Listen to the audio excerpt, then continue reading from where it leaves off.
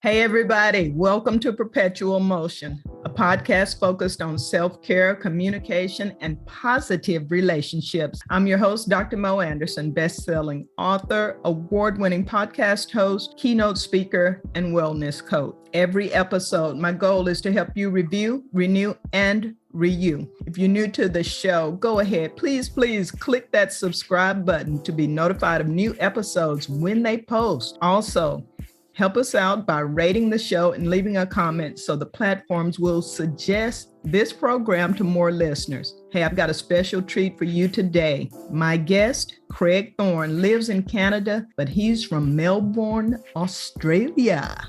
He's a fascinating guy with expertise ranging from digital marketing to craft beer. Yes, craft beer. I'm so excited. He's also a talented musician and music journalist. He is also the host of Canada's premier craft beer podcast and web series, BAOS Podcast, BAOS. He travels North America and Australia, interviewing some of the world's top brewers and craft beer minds. Somebody's got to do it. Today, we're talking craft beer and hip hop. Hey, hip, hip, hooray. You can't say Dr. Mo ain't tell ya that fear magnifies the consequences of failure. What are you scared of? Why are you afraid? I'd rather live like I'm dying than live to die. Any day, my heart is pure, my soul is safe. Craig, welcome to Perpetual Motion. Thank you, Dr. Mo. Such a pleasure. Very much looking forward to hanging out with you. And me also. This is going to be fun. It's a totally different topic. I'm going to learn a lot today. Yeah. I want to start with just a basic question about your passion, your love. What do you like most? Business, music, or beer?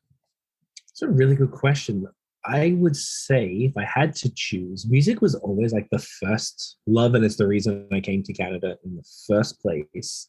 So I would say that would probably be the favorite. It's kind of hard to choose. It's like almost choosing children when I've got those three things. I imagine it'd be the same with yourself. Like, would you have do you love podcasting or writing or the work you do, the dentistry? Like it's got to be pretty difficult to choose, I imagine. It is, but dentistry is my profession. I'm good at. I love helping people, which is what those three things have in common. But writing is far and away my favorite thing. And if anybody's ever listened to me at any time, they already know that. So I would not do that with my children. You're absolutely right about that. Or my grandkids would never make a choice, but I was born a writer. Not too many of us are born drinking beer. You hope not. Some parts along the Bible Belt, I've heard stories, but I haven't seen any evidence. No. No.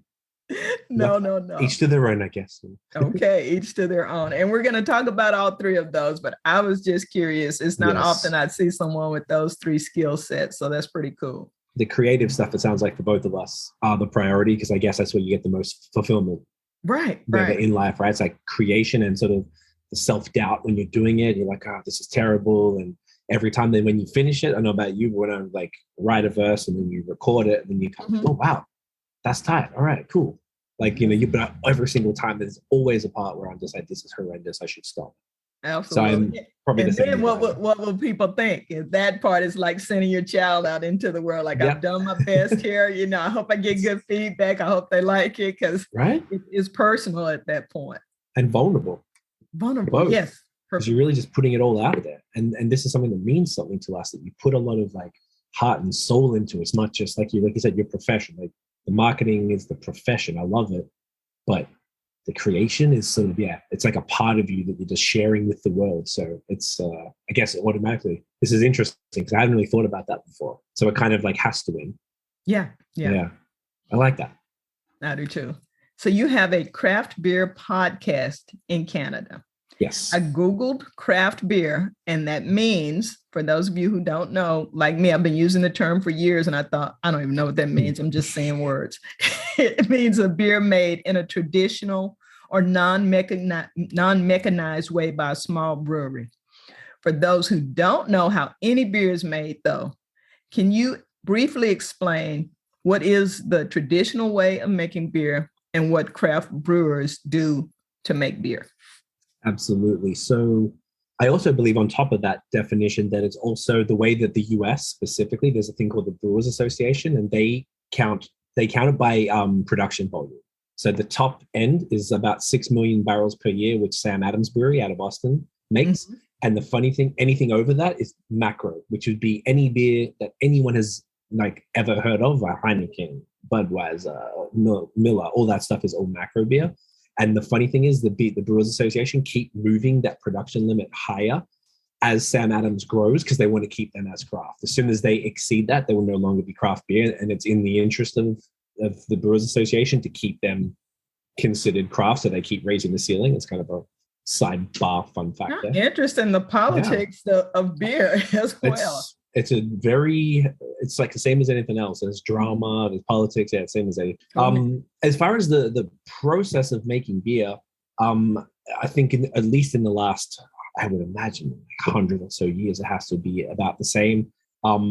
Essentially, I did some home brewing maybe 10 years or so ago. It's very complicated. It takes forever. It's a whole thing, but it's pretty fun. And if you have a bit of a sciencey mind, you can really adapt to it.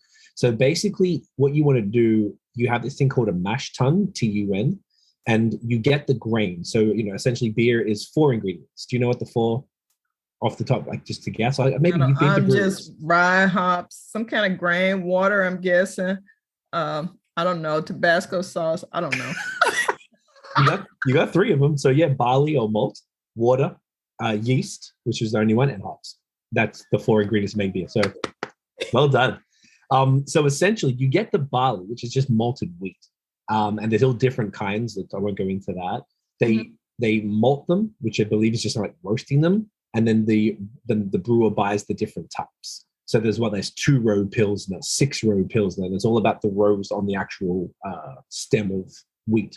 Really, I didn't even understand it myself. So they malt it. There's actual malting facilities that do that. The brewers crush it. It's called milling the grain. And then essentially you're making beer cereal, I guess. So you're boiling water, you're putting the milled grain, which can be, you mentioned rye. So it can be rye, wheat, barley, there's a whole bunch of different stuff. Then you've got the what's called gluten-free options, which use all sorts of different grains. Rice is a big one as well, corn.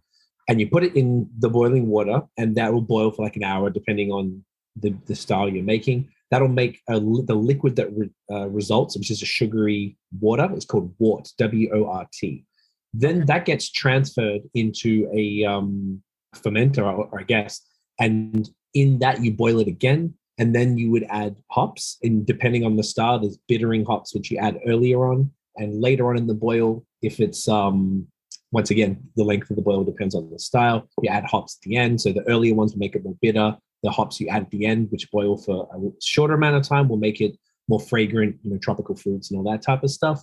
And then it will basically, this is very, very high level. Then it will sit in that fermenter, usually about 2 weeks if you're making an ale. And there's 2 different types of beers as far as families. There's ales and lagers. That's it. Mm-hmm. So everything that most people know, if it's yellow fizzy water, that's essentially a lager. Or that's like a Pilsner or whatever.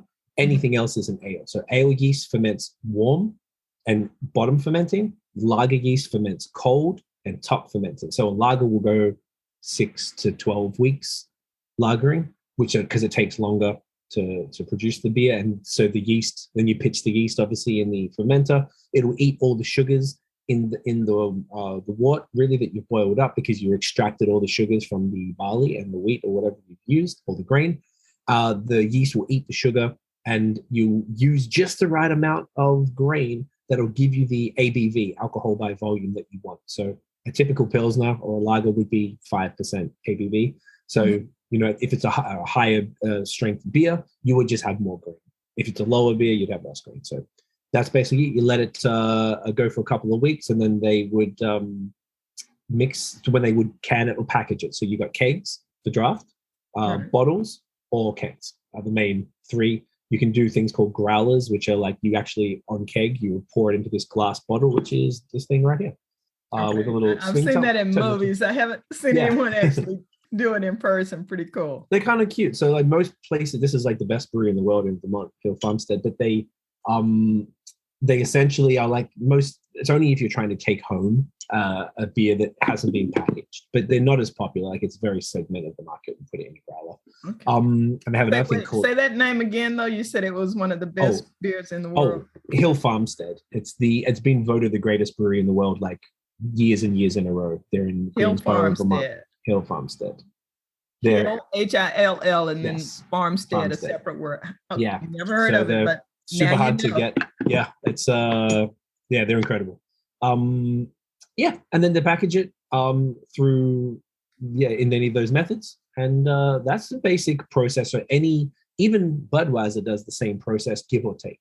There's a few other steps along the way. There's centrifuges and lauter tons and bright tanks and all these other different things without getting complicated. But that's the high level process of how beer is made.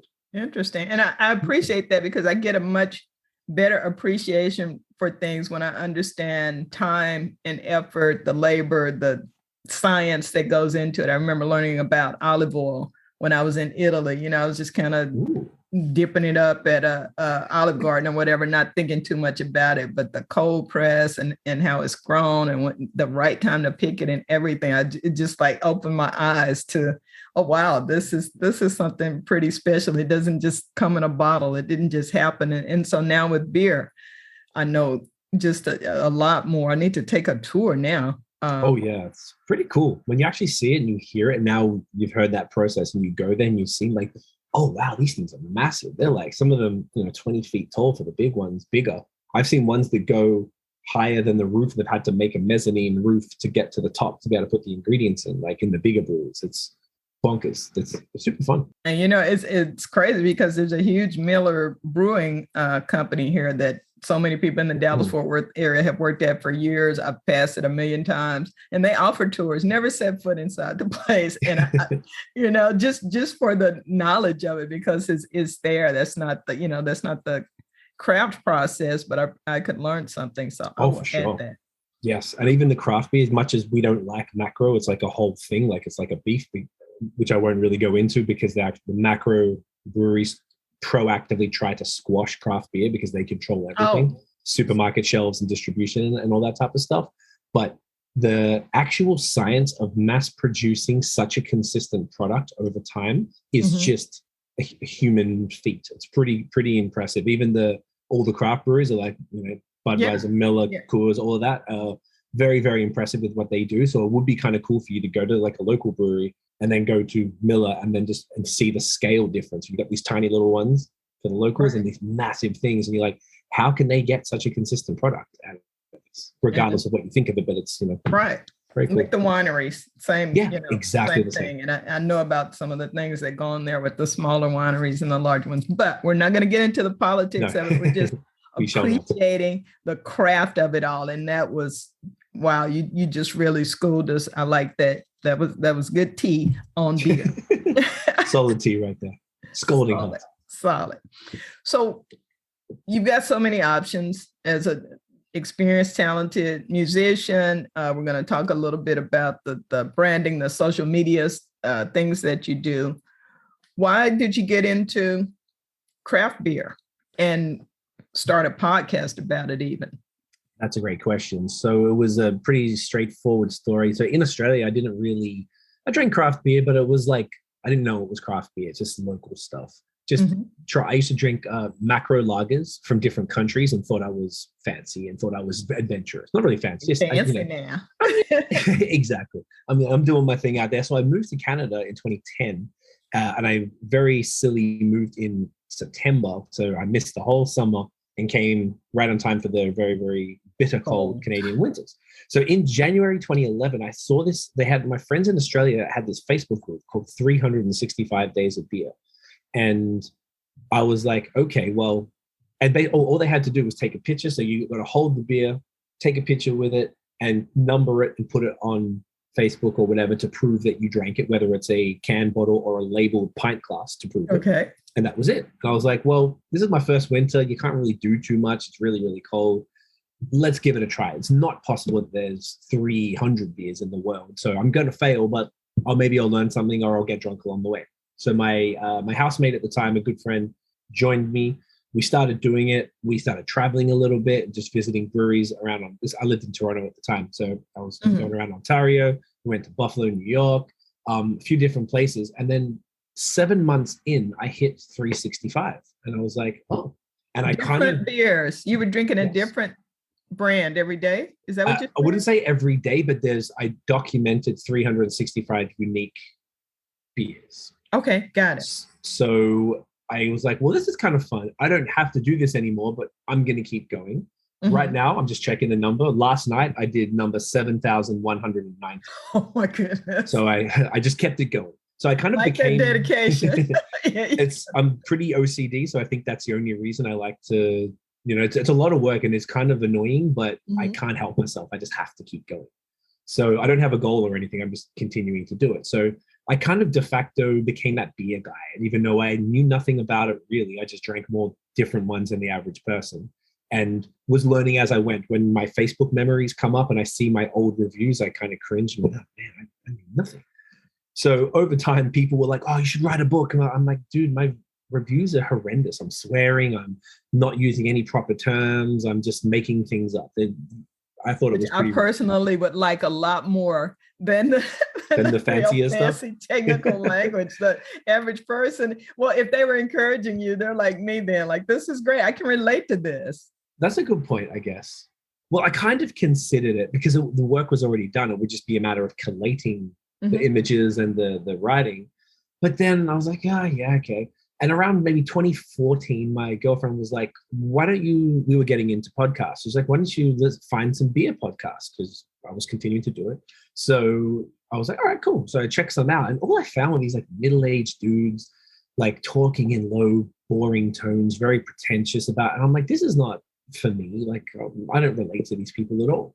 Like, I'm a young dude, I'm rapping and making all this stuff. And I'm like, these aren't my people. So I'm like, she was like, why don't you start a podcast? I'm like, everything I've done good in my life is because of her. So I listened. Oh, wow. Nice. I give her the props for that.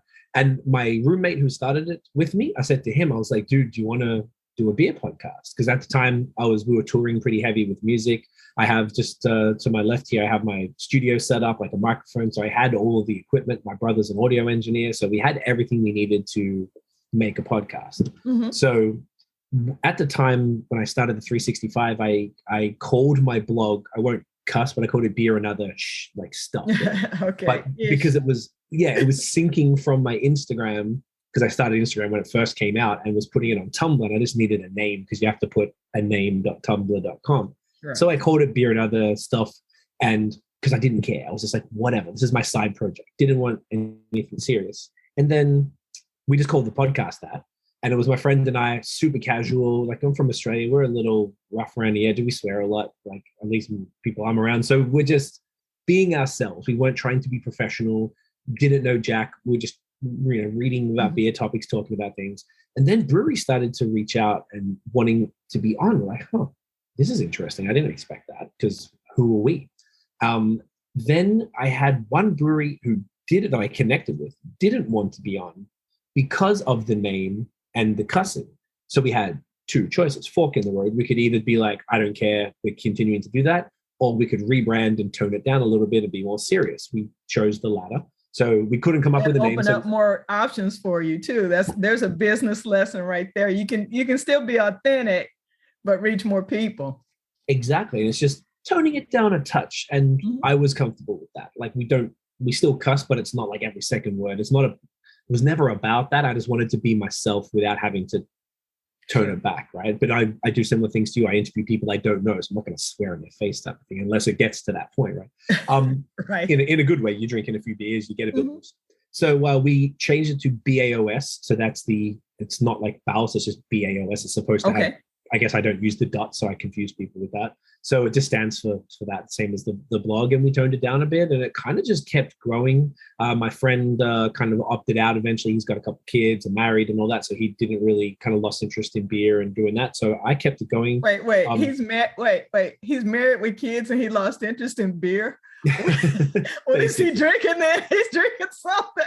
I think he drinks it occasionally. I asked him the other day, I'm like, are you even drinking? I talk to him every day. Like, he's a really close friend still. But I was like, I asked him the other day, I was like, yo, how's your what's the deal with beer? Like, he's like, no, I'm not really interested, man. Like, if I go to a baseball game or drink some, or I'll grab one or two for home, but he doesn't get into it like we used to. So I think it's an expensive hobby.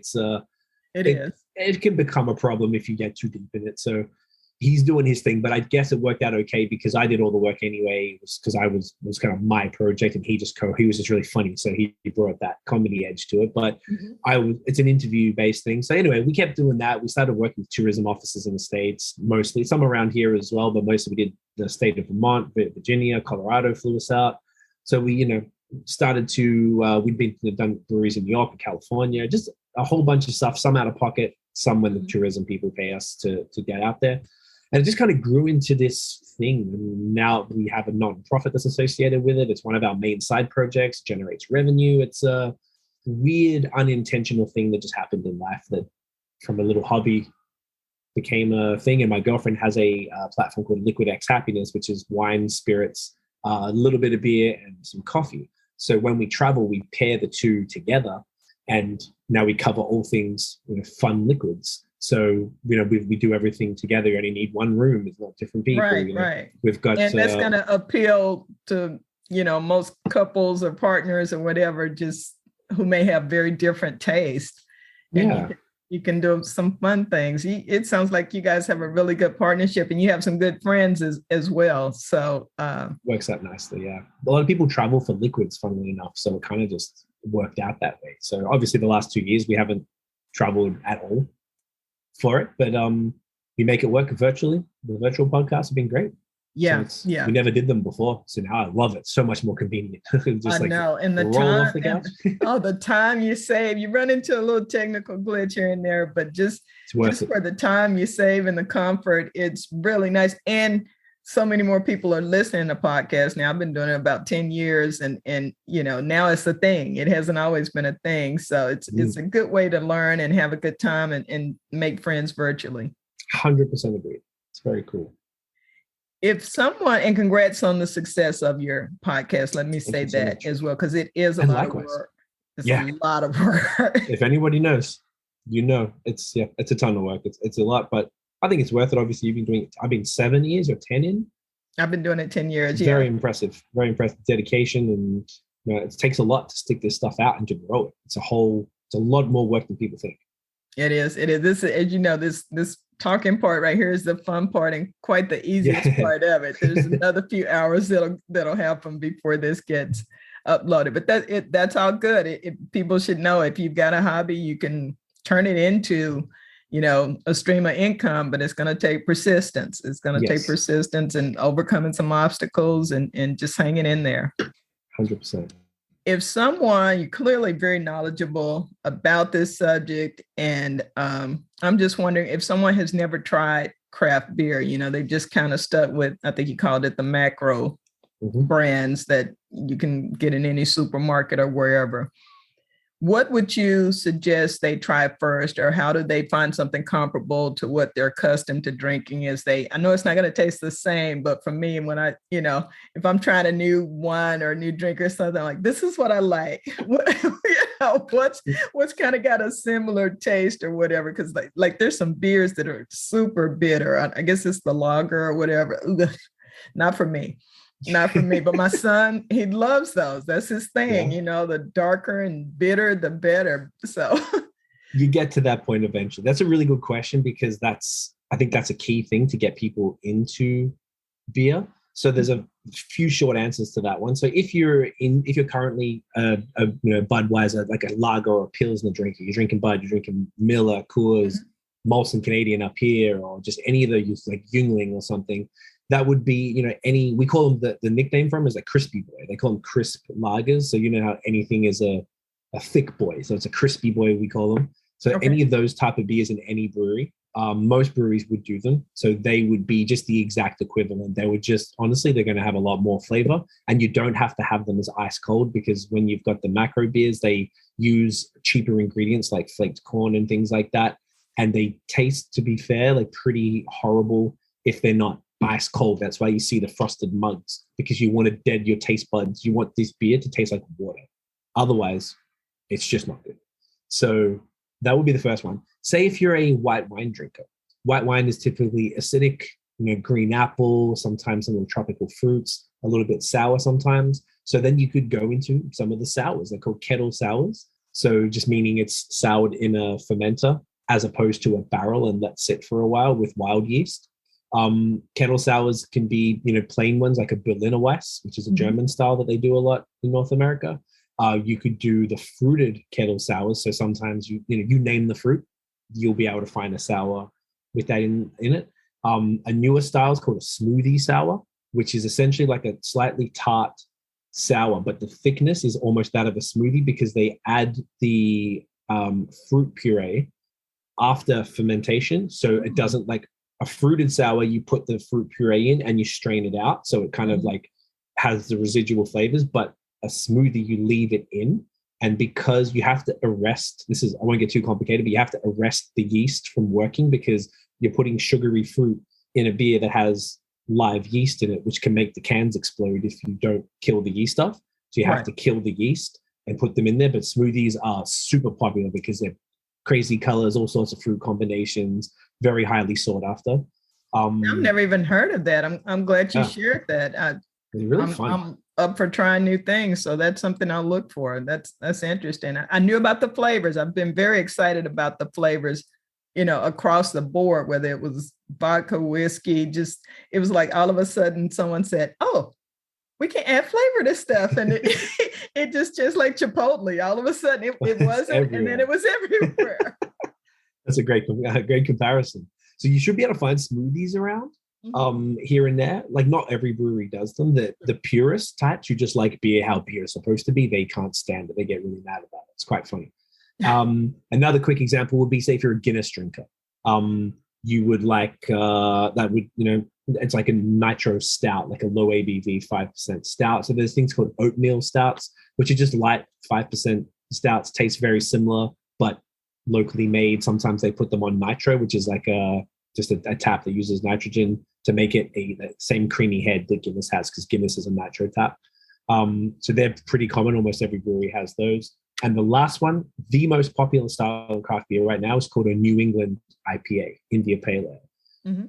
When you mentioned the bitter beer, you're probably referring to the old school West Coast IPAs, which are supposed to be piney, resinous, dank, bitter.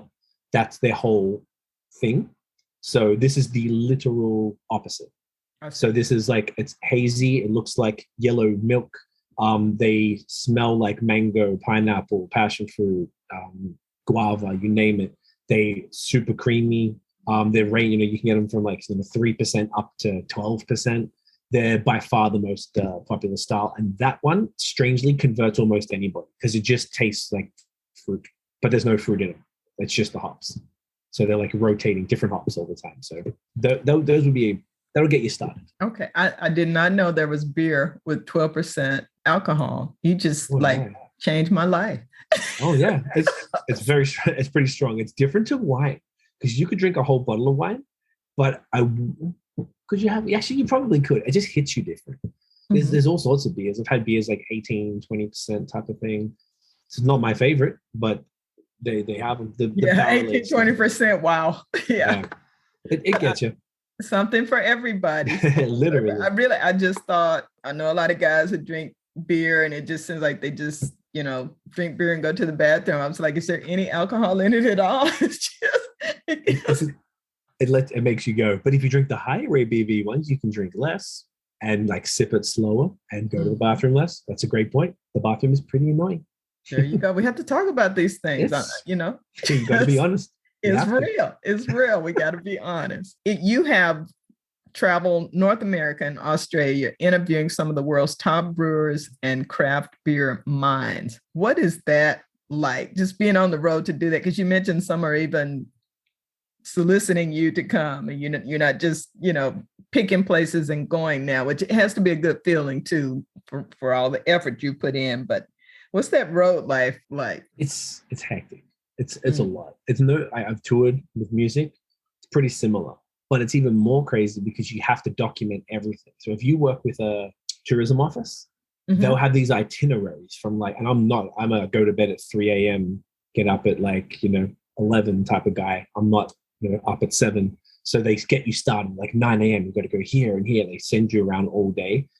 And then they set up podcasts at different times for you. And that's a lot. So we realized working with the tourism is great for the pocket because it takes the onus off us, but it's intense because you got to document things on stories. You got to take photos. And, even when you're sort of been drinking all day, you're not even drunk at that point. You're just tired. So you get back to the hotel and you've got to edit all the content and post it and do all this stuff. It's a lot. But when we do it off our own back, it's a lot more fun. More flexibility, I guess, when you do it on your own, right? Exactly. Like once again, or if you can work with the tourism board to say cover the gas on the car or the hotels or something like that, that's helpful. But where we at in Montreal pre the last 2 years, we would always go down to Vermont, which is 45 minutes from the border, and then like maybe another hour to Burlington, which is just such a beautiful place. I love it so much.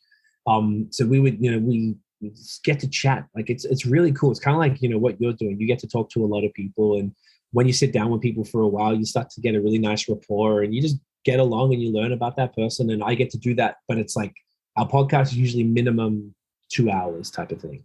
So I've had ones that go 5 hours. And so when you're spending, and then you get there early, it gets intense. Fun.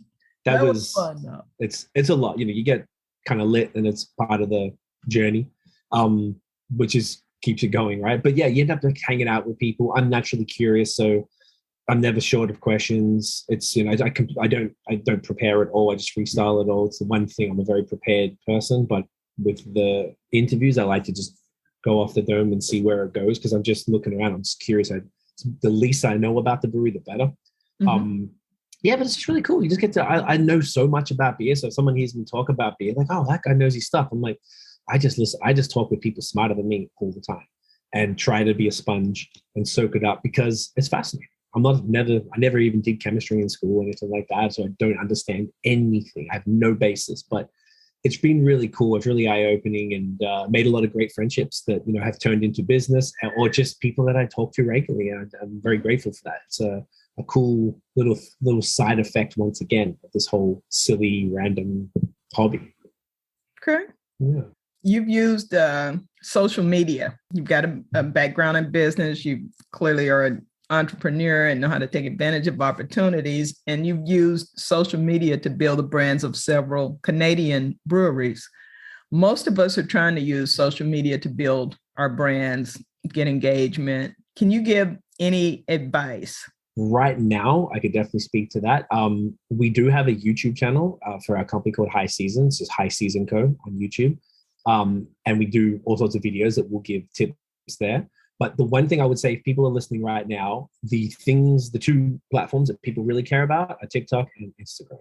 So Instagram has moved to the point where they don't even push photos anymore. If you're posting static images, you're essentially wasting your time. So it's all about video content. That's all that matters.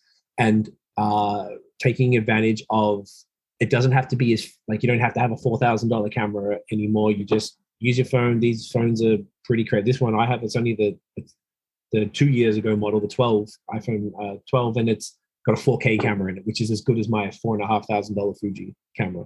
So you can do some really, really, really good stuff with your phone. That's all you need.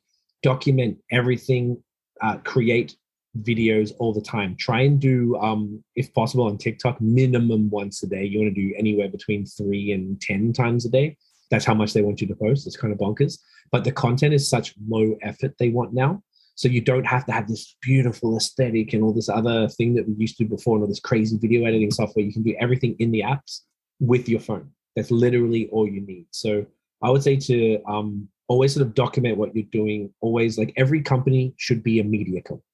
That's the sort of way to approach it. You have to be posting all the time, whether it's, and the three sort of pillars, it's entertaining, educating, and informative.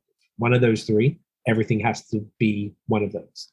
I missed the last one. It was entertaining, educating, or informative or informational. Yeah. Got it. So just something that you're providing value in some shape or form. And those three pillars are very commonly looked at as the main way to provide that value. And even if it's just entertaining and it's a dog doing something silly, like, cool, like whatever it might be. Try and do that. Just stick with the video content. And Instagram, a lot of people are commenting on our videos and stuff, and being like, nothing's getting any traction anymore. You got to post reels. You got to keep trying and keep testing. People get really caught up and they'll do one video and it doesn't do well and they'll kind of give up. But you've got to post like every day. And that style of video didn't work. Okay, cool. Try something else. Even for BAOS, we hated TikTok. Like we were kind of behaving like boomers with about TikTok. Like we're not doing it. It's whack. It's children dancing. It's not for us. Then recently we have a young girl who's our social media manager we hired, and she kind of convinced us to do it. So now we're doing TikTok style content that's authentic to our brand. No stupid dancing and pointing and all that stuff. Just kind of really casual content. And we're posting it on TikTok, but we're posting the same content on Instagram, and it's killing it in comparison to the stuff we used to do that was really high produced stuff with like these beautiful slow pause with the 4K camera and great lighting and all that crap. And it doesn't convert. The TikTok stuff does. So always test. Don't be like romantic about the type of content. Don't take offense if people don't like it. Try something else. Just keep testing, keep posting. And there's a whole hashtag TikTok taught me. So it's not just people dancing with grandma and, the latest challenge. There really is a lot of good educational content on there. And I need to step up on my TikTok. It's just, you'd have so many gems in the fire. So. Yeah, you'd have amazing gems because you do so many things, writing, the dentistry, podcasting. I'm sure there's other things that you would know about that you could just drop in for you. You would take it for granted, I bet, because you're just like, yeah, everyone knows this, but they don't. That's what we did. We thought everyone knew the stuff that we knew, but they just don't. And that's really what it is. It's just delivering value to your audience, positioning yourself as a thought leader, which you already are doing via your writing and via your podcast. It's just expanding on that with the day-to-day, very bite-sized, approachable content. Got it. You'd kill it. Okay. Thank you. I'm encouraged. Good. When we spoke before, you mentioned, and I asked about, diversity in this industry, and you mentioned Weathered Souls Brewing Company and their Black is Beautiful campaign. Yes. Can you tell us the story about that? I thought that was really interesting. I even went to their website. Really impressive. It's cool, eh? Yeah. So they're a brewery out of San Antonio, Texas, not too far from you. And the gentleman's name is Marcus. He's the co-founder.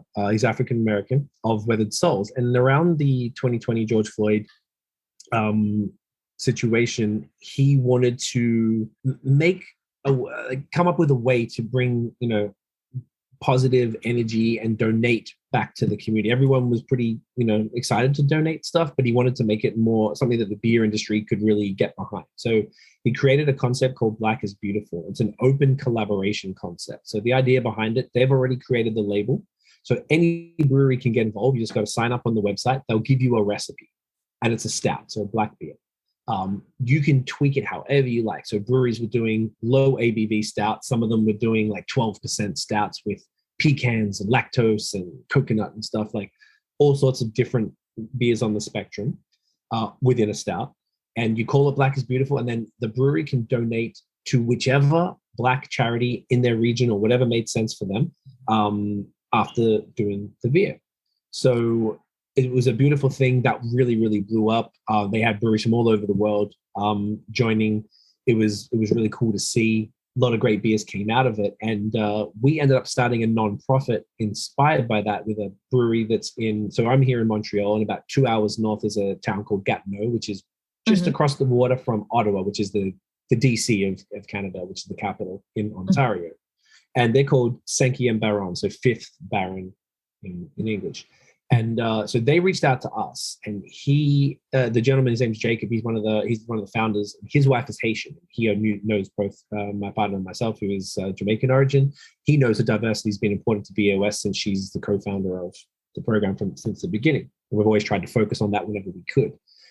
He was like, look, we've done Black is Beautiful 3 times, and giving money to random charities and wiping our hands of it kind of felt shallow and like we weren't doing enough. So he's like, how do you guys feel about starting a nonprofit together? So we partnered with them. We jumped at the chance, obviously, and we started a nonprofit called Link Up. So our aim is to bring BIPOC individuals to the craft beer industry, predominantly through different types of training. So in the pre-call that we talked about the other week, I mentioned this thing called a cicerone, which is the beer equivalent of a wine sommelier.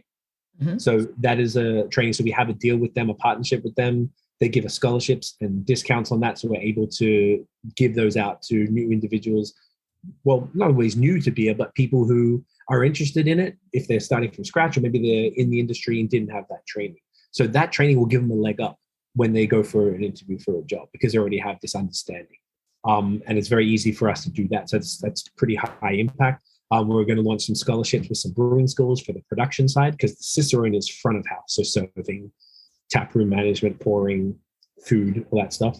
And and we do these, we raise money by doing these collaboration beers with different breweries, and we just get them to call it Link Up, put our little QR code on the side, and then we don't interfere with the label or the beer itself. We just go, do what you want, and we do them in series. So right as of the recording date, this is the end of week 6 of this. We do 6 in a row in the 3rd series that we've done. So they give us like $1,000 per beer, which is pretty fair for a small brewery.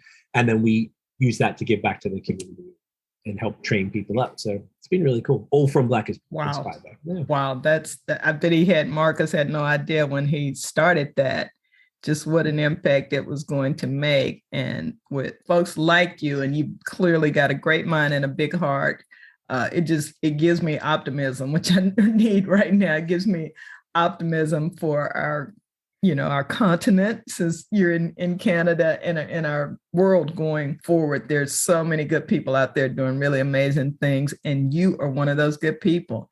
Before we jump off, tell folks how they can connect with you, the podcast and your website, all the things you're doing. Absolutely. So the podcast, BAOS, so it's baospodcast.com. That has links to all the different podcasts where you can find us on Apple Podcasts, Spotify, you name it, it's there. And it's at BAOS Podcast everywhere, on social, on Instagram, Twitter, Facebook, TikTok, you name it, LinkedIn. That's another key thing for social media. Make sure your handles are the same so that you can just say at BAOS Podcast everywhere. Very easy. At Link Up Beer is Link Up as well, if anyone's interested, and it's linkupbeer.org. So if anyone is interested in looking into the program, any breweries looking, we're looking to move into the States as well. We want to start with Canada, to start smaller to get it going. And then we want to move into the States to start trying to make a bit more impact out there. There's more people. Breweries in the States are further ahead than Canada. So I think we'll have an easier time getting some traction too. That'd be the main thing. And if anyone's interested, it's High Season Co. on YouTube, and at High Season Co. anywhere else. If you want any social media tips, we post those everywhere in case that's helpful. I'll be checking all of that out myself. And again, thank you so much for joining us and for all the really, really great knowledge that you dropped today. Continued success to you and yours. Thank you so much, Dr. Mo. Thank you for having me. I appreciate you. Keep doing fantastic work and putting out great content. I appreciate you. And wasn't that a great program? Oh, love that episode. I enjoyed it. I hope you did too. Please remember to like, subscribe, and share. Learn more about me on my website, drmoanderson.com. That's MOE. You can read book excerpts, watch videos, learn about my services that I offer, and book me for a speaking engagement. I'd love to talk with your group, and I'd love to work with you. So until the next time, review, renew, and renew. Thank you.